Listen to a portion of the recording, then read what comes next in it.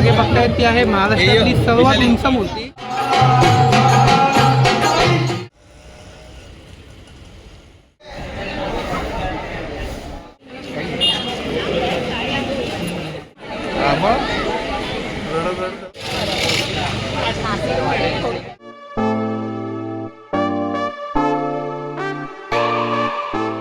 नमस्कार मंडळी, स्वागत आहे दीप्तेश डायरी या आमच्या यूट्यूब चॅनलमध्ये आणि आणखी एका नवीन व्हिडिओमध्ये. तर आजच्या व्हिडिओमध्ये आपण मुंबईतील काही महत्त्वाच्या नवरात्र उत्सव मंडळांना भेट देणार आहोत आणि त्यांच्याविषयी माहिती जाणून घेणार आहोत. तर व्हिडिओ नक्की लास्टपर्यंत बघा, कारण का या व्हिडिओमध्ये आपण महाराष्ट्रातली सर्वात उंच मूर्ती आणि त्याचसोबत अशी एक मूर्ती बघणार आहोत ज्याचा कधीही आगमन सोहळा किंवा विसर्जन सोहळा होत नाही. तर व्हिडिओ नक्की लास्टपर्यंत बघा. सर्वात प्रथम आम्ही आलो आहे मुंबईतील प्रसिद्ध अशा दगडी चाळीच्या आईमाऊलीचं दर्शन घेण्यासाठी आणि तुम्ही बघताय अतिशय भव्य दिव्य असा हा प्रवेशद्वार. दगडी चाळ सार्वजनिक नवरात्र उत्सव मंडळ हे भायखळा या ठिकाणी आहे आणि तुम्ही बघताय खूप मस्त अशी लायटिंगसुद्धा त्यांनी केली आहे.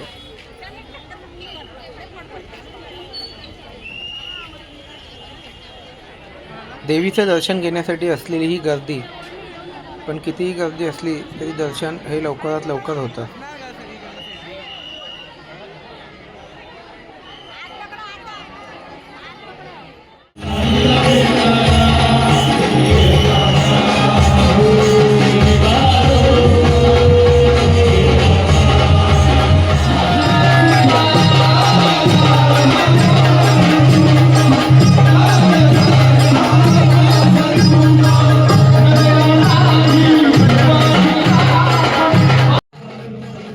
ही आहे दगडी चाळीची आई माऊली.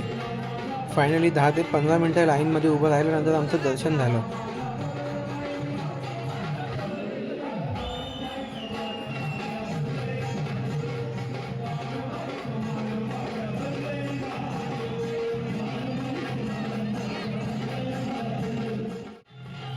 खूप सुंदर आणि खूप सुबक असं हे दगडी चाळीच्या देवीचं रूप.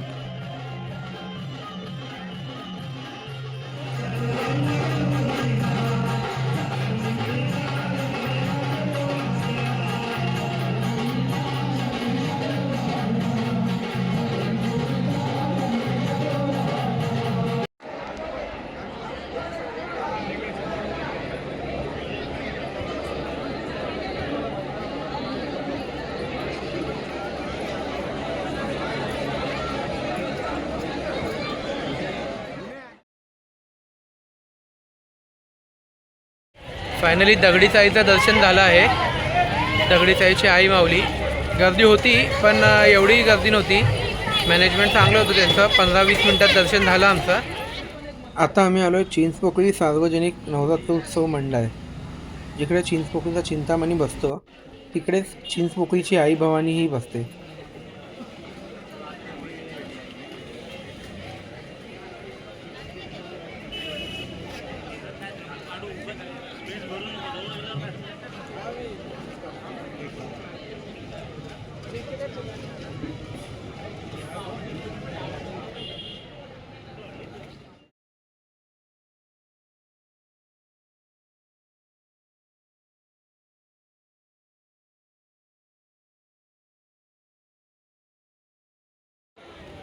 सिंहावर विराजमान झालेली ही चिंचपोकळीची आई भवानी. खूप सुंदर आणि खूप मनमोहक असं हे चिंचपोकळीच्या आई भवानीचं रूप.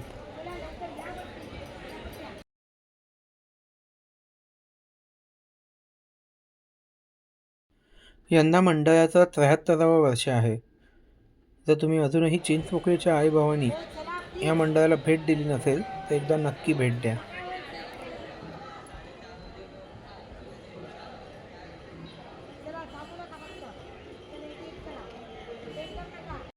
चिंचपोकळीच्या आई भवानीचं दर्शन घेऊन आता आम्ही तेजूकया सार्वजनिक नवरात्र उत्सव मंडळ इकडे आलो आहे.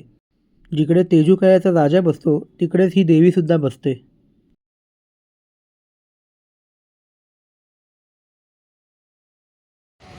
आता आपण लालबाग सार्वजनिक उत्सव मंडळ गणेश गल्ली म्हणजेच लालबागची माता यांचं दर्शन घेण्यासाठी आलो आहे. आणि जिकडे मुंबईचा राजा गणेश गल्ली विराजमान झालेला असतो तिकडेच लालबागची मातासुद्धा विराजमान होते.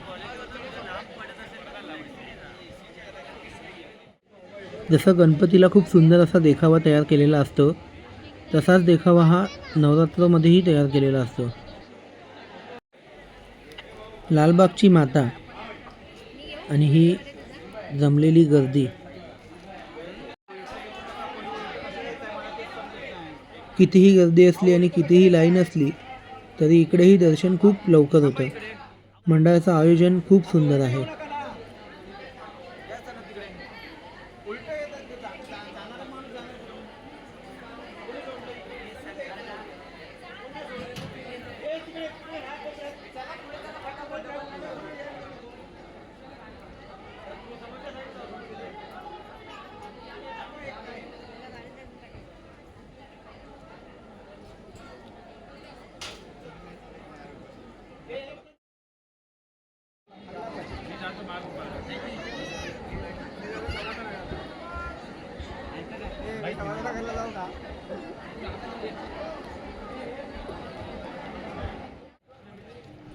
आता आपण आलो आहोत महाराष्ट्रातली सर्वात उंच मूर्ती बघण्यासाठी.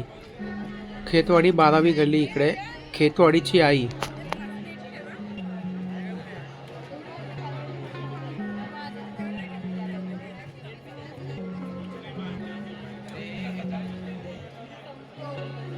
माझ्या मागे बघतायत ती आहे महाराष्ट्रातली सर्वात उंच मूर्ती.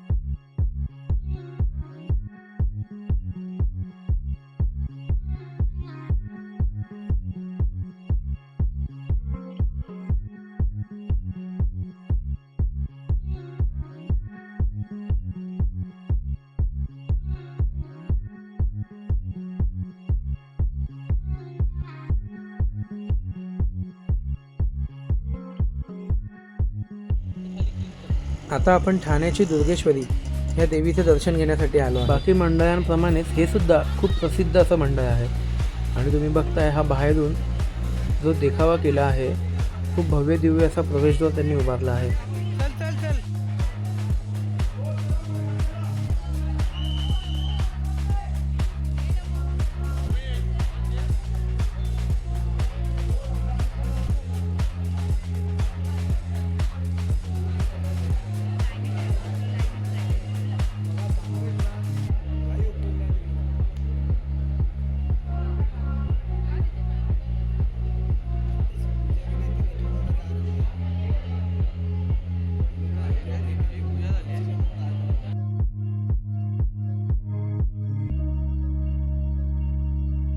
या देखाव्यामध्ये आपल्याला भारतातील काही प्रसिद्ध मंदिरांचे सुद्धा दर्शन होते. तुम्ही अजूनही ठाण्याची दुर्गेश्वरी या मंडळाला भेट दिली नसेल तर एकदा नक्की भेट द्या.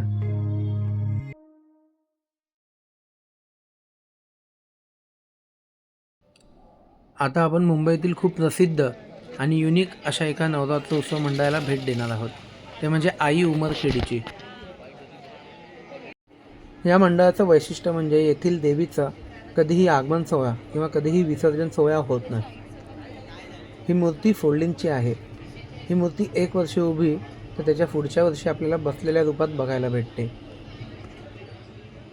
नवरात्रोत्सव झाल्यानंतर या देवीची मूर्ती ही फोल्ड करून ठेवली जाते आणि त्याच्या पुढच्या वर्षी खूप उत्साहाने याचं स्वागत केलं जातं. ही संपूर्ण मूर्ती चंदनाच्या लाकडापासून बनवलेली आहेत आणि या मूर्तीच्या आणि सिंहाचे डोळे हे ऑस्ट्रेलियावरनं मागवलेले आहेत. जर तुम्ही आई उमरखेडीची या मंडळाला अजूनही भेट दिली नसेल तर एकदा नक्की भेट द्या आणि या देवीचे दर्शन घ्या.